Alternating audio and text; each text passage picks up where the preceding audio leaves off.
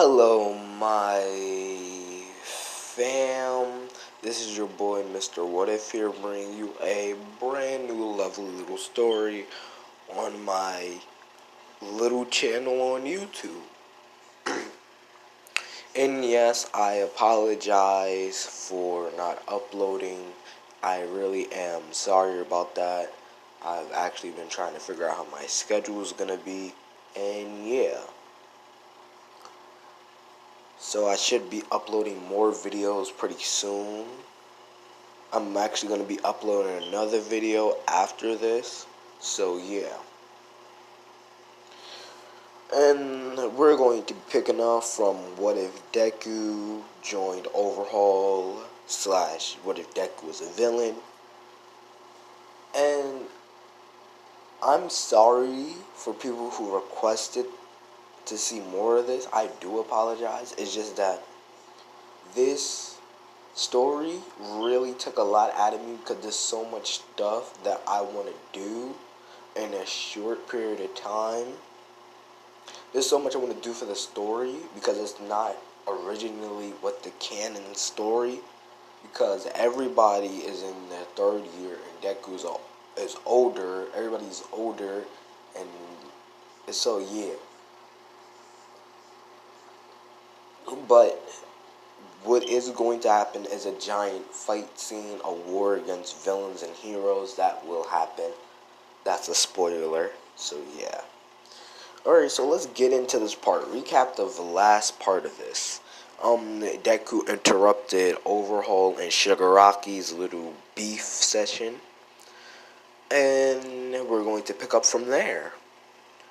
So yeah, all three of them sit down and have a chat about what is Shigaraki's plan about the whole war he wants of good versus evil. And Shigaraki explains that it's a war that can do on either side. But the thing is, we have everything. We have the villains we need. We have the nobles we need. We just need someone with more. And then Deku would say ambition. And then Shigaraki says, I'm all the ambition that this war needs. And then Deku would say, no, not really. And then Shigaraki would say, what do you mean? Deku would say, well, your ambition is to have a war. First, your ambition was to become the next symbol of evil. Then it was to kill All Might. And now it's to have a war of true good versus evil. Choose one and stick with it before you make another one and don't follow through, because your first two has failed. And then Shigaraki would say, you know nothing of what I've done. And then Deku would say, I know a little bit. I just know you haven't accomplished anything besides creating nobles. But other than that, you don't really got any real talent. To be honest with you, I don't know why you became a villain instead of a hero. You had the perfect quirk for rescuing people. The ability to disintegrate things, giant objects over people that are trapped in there or something. You had the perfect quirk to be a hero. To be a rescue hero, actually.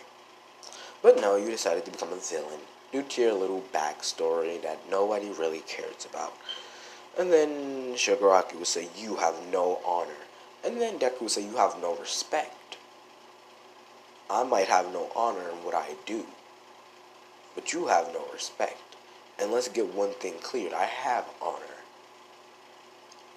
It's just that you don't have any common courtesy for what you can do, which leads to your downfall all the time.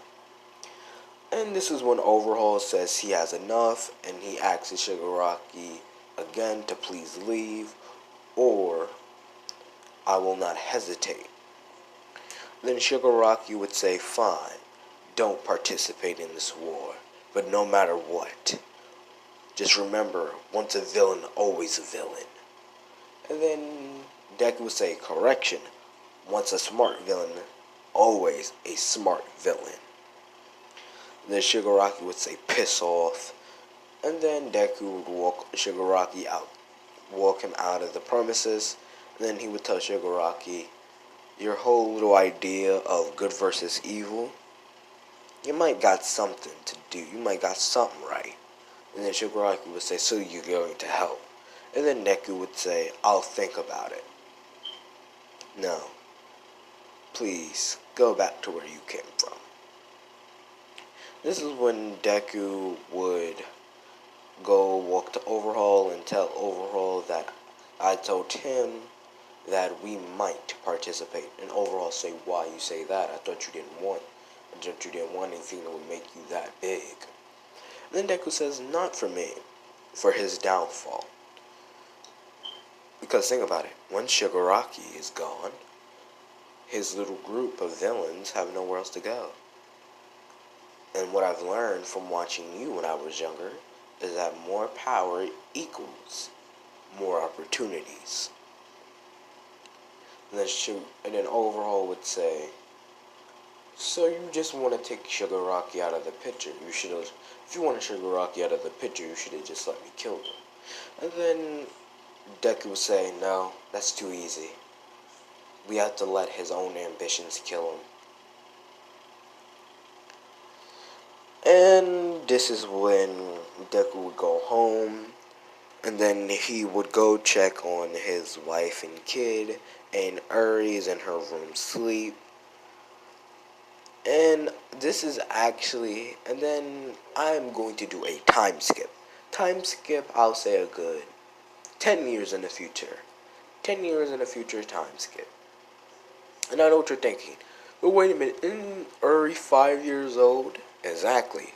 That's why I said time skip. 10-year time skip. So Uri is in middle school, and the whole thing happens with Uri, except with two different people. The bully, the guy with that, I forgot what the bully's name. I forgot those two extra characters I made that is going to be the new Deku and Kirishima mixed with Uraraka type deal. I forgot the two characters' names, but I do remember their quirks. The bully that bullied Uri, and the part that was all about Uri and her first year of and her first time in first grade. There was a bully that I have to go watch that part, and you guys should go watch that part. And if I know which part it is, I will comment down below in the description that part to go watch. And then after when you guys are done that, come back to the comment section and type in their names after when I put in the part in the description below.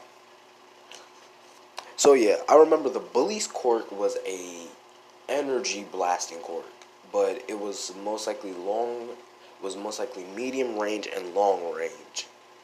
Even though I believe I said that it took a lot of power, but it dealt great damage. Then the other kid that became her friend, he had a quirk that was called percentage. Like he could go to 100%, 150, 200%, 250, and all that. And I'll say that those two have actually grown exponentially. So the kid with the blasting quirk, instead of just using one hand to blast, he can blast with two hands. Instead of just using all that power to blast with one single hand, he can do it with two hands to do rapid fire attacks. And the kid with the percentage quirk, instead of just staying at 100%, he can go up to 400% power. And Uri is faster and stronger, and she's just basically, yeah. So, I'll say that since it was Uri's last day in middle school with those two boys, Uri goes home, Uri goes home, Maya, I believe I said her name was M-I-A. Maya, I believe. Yes, Maya and Deku both arrive home right before Uri. And Uri goes and of course gives them both a hug and a kiss, asking how was their day. They both say good. And then Maya asks Deku, which hero high school do you think Eri will go to? And then Deku would say, I don't know. Most likely that UA high school. Oh, if you guys are wondering who's the number one hero now, this is the listing for the number one spots. So, Mirio, of course, is the number one hero. Second place is going to be. This is what I'm going to do because this is what I feel like should happen. This is how I'm going to do. You guys can comment down below on who you want the top 5 pro heroes to be. This is how I'm going to make it. So number 1 slot is Mirio. Second, Kirishima. Third, Bakugo. Fourth, Todoroki. And fifth is going to be Tenya Ida. No, not Tenya Ida. Yeah, Tenya Ida. So first is Mirio. Number 1 hero, symbol of peace, is Mirio. Second place is Kirishima.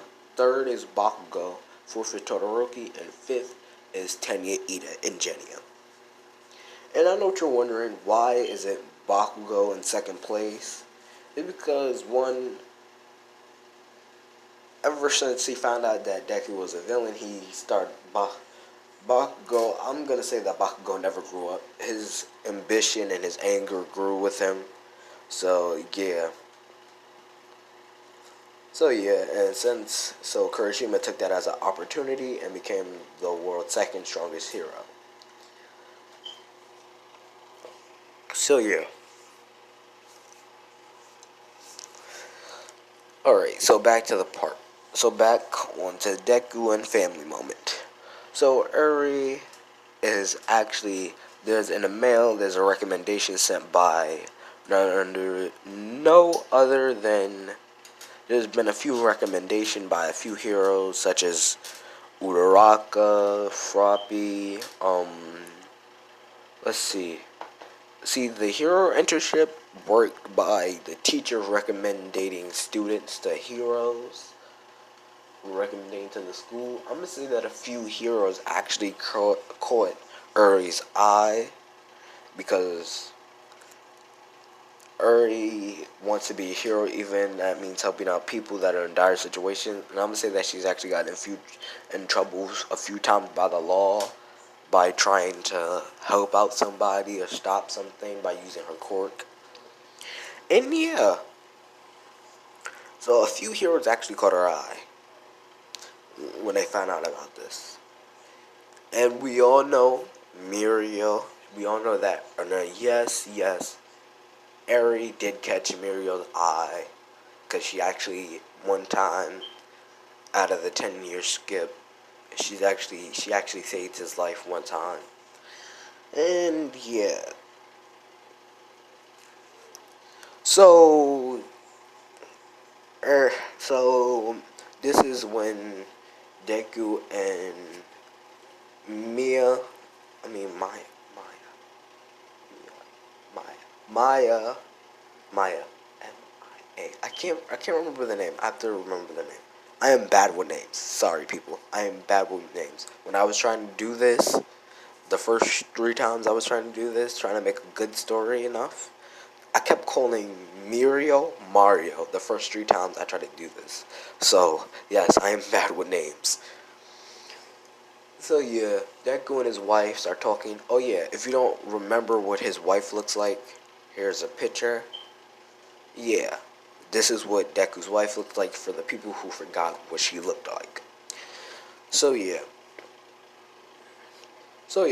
Deku and her start talking about the whole thing, knowing that Deku's a villain, but his daughter wants to be a hero. And how is that gonna work? And then Deku says it's simply easy.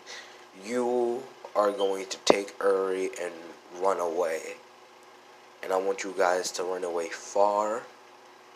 And when this whole thing between the war that's going to happen is over, I'll come back for the both of you.